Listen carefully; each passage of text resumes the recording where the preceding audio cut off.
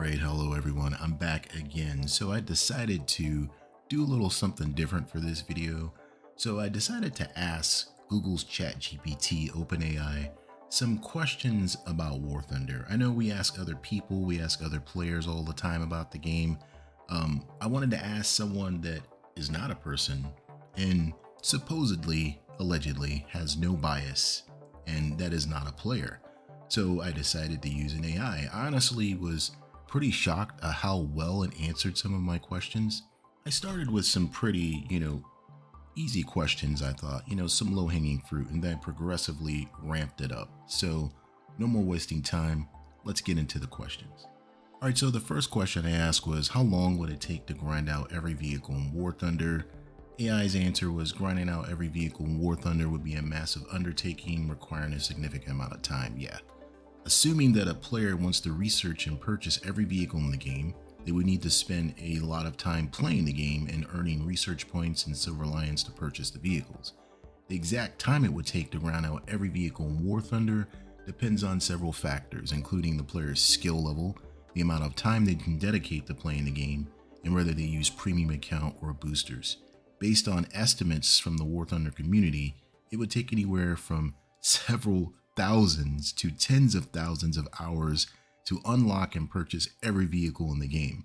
This would likely take several years of consistent playing time to accomplish, even for the most dedicated and skilled players. So straight from the AI's mouth right there, don't quit your day job trying to grind out vehicles in War Thunder and to get everything, because it's just not really possible, not even feasible. All right, so next question, and I kind of ramped it up a little bit. So I asked the AI, is there Russian bias in War Thunder? We're always asking this question. It's very, very controversial. Let's see what the AI says. So the issue of Russian bias in War Thunder has been a topic of debate among players and game developers for many years. Some players argue that Russian vehicles are overpowered and easier to play than vehicles from other nations, while others dispute this claim. The developers of War Thunder have repeatedly stated that they do not intentionally bias the game towards any particular nation, and that they strive to maintain balance across all vehicles in the game. They regularly collect data on vehicle performance and make adjustments to ensure that all vehicles are competitive. However, it is worth noting that the developers of War Thunder are a Russian-based company, and some players have suggested that this could lead to unconscious bias in favor of Russian vehicles. Additionally, the historical performance of Soviet vehicles in World War II, which is the focus of War Thunder, was often very strong, which could also contribute to a perception of bias. Ultimately, the question of whether there is Russian bias in War Thunder is a matter of debate, and opinions on the matter vary widely among players. The game developers continue to work to ensure that all vehicles are balanced and competitive regardless of their nation of origin. Alright, so pretty middle of the road answer from the AI right there. There are a lot of times, and you just have to really question, is there Russian bias in the game? I mean, I've had a couple of matches where it's just like, wow, I just hit that Su-25 with 3 Stinger missiles and it's still flying. Or wow, I shot down that Ka-50, I thought, but it killed me after it was dead. I hit that T-80 BVM, but it still fired back at me and was able to kill me. I shot it right in the side. What happened? All right, so next question. A little bit harder this time. Do War Thunder developers play their own game? Well, yes, the developers of War Thunder do play their own game. In fact, many of the developers are active players who regularly participate in games, community events, and engage with players on social media and forums. Playing their own game is an important part of the development process for the team.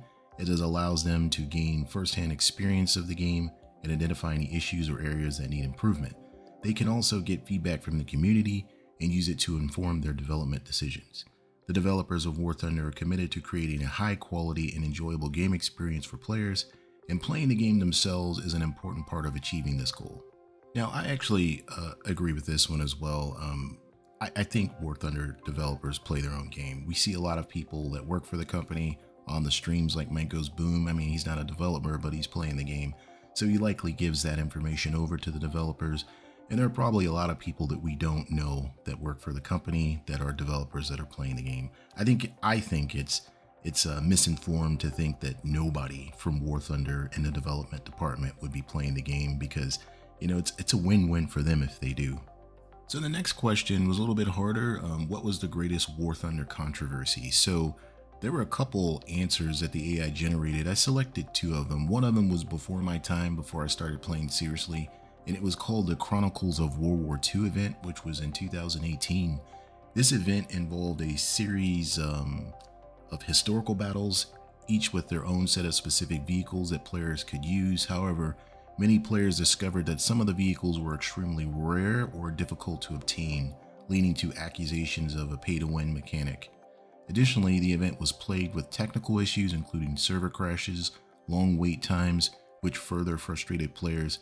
Some also criticized the way the event was structured, arguing that it favored players who had more time to dedicate to the game.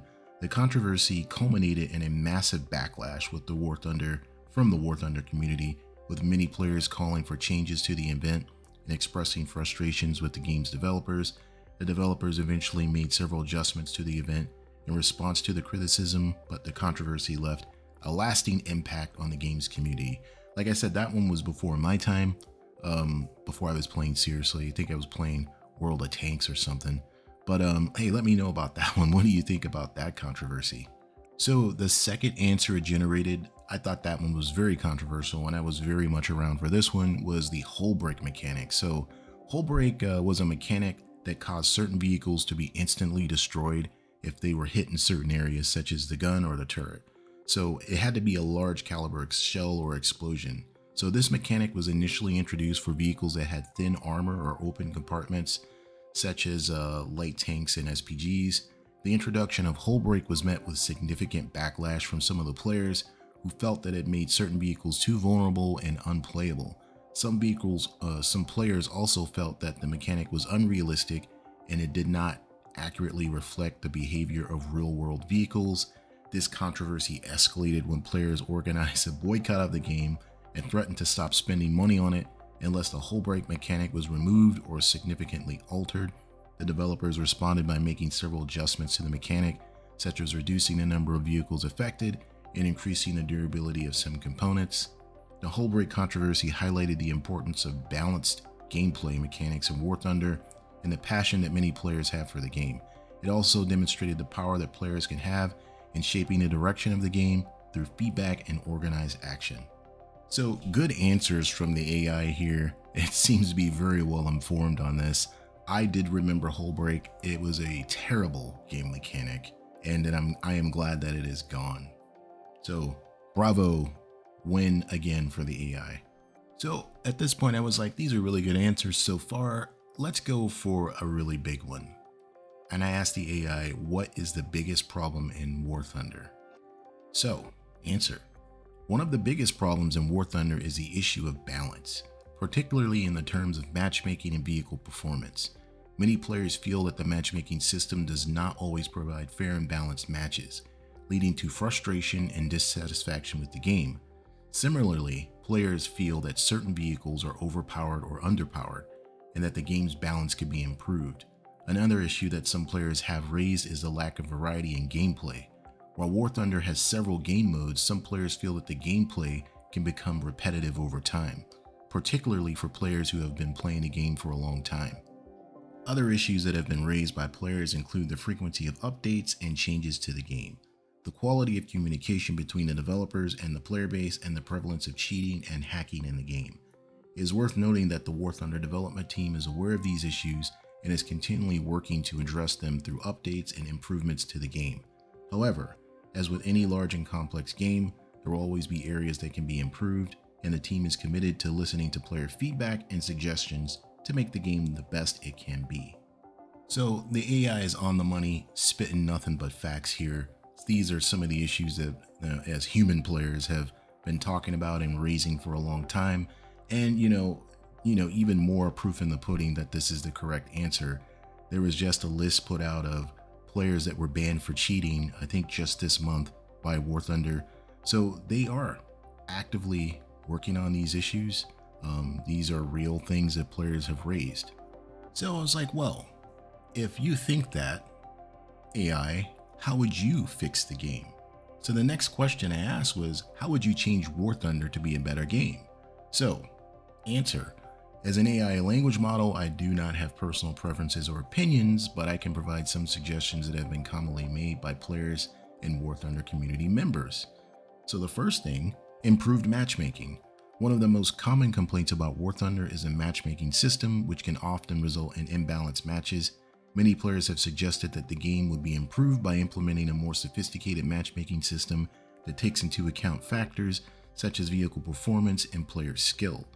Number 2, better rewards and progression. Some players have suggested that War Thunder's progression system could be improved by providing more meaningful rewards for completing tasks and leveling up. This could include unlocking unique customization options or other exclusive content. Number 3, more historical accuracy. War Thunder is known for its attention to historical detail, but some players feel that there are areas where the game could be improved in this regard. For example, some vehicles in the game are not historically accurate or have inaccurate stats, which can detract from the immersion of the game. Number 4, improved communication. Better communication between the developers and the player base could help to improve the game experience. This can include more frequent updates on the development process, better communications about changes to the game, and more opportunities for players to provide feedback and suggestions. Number 5, more game modes. While War Thunder has several game modes, some players have suggested that additional modes could be added to keep the game fresh and interesting. This could include new types of missions, cooperative modes, or other gameplay innovations. And AI closes out with saying, these are just a few examples of the changes that players have suggested that could improve War Thunder.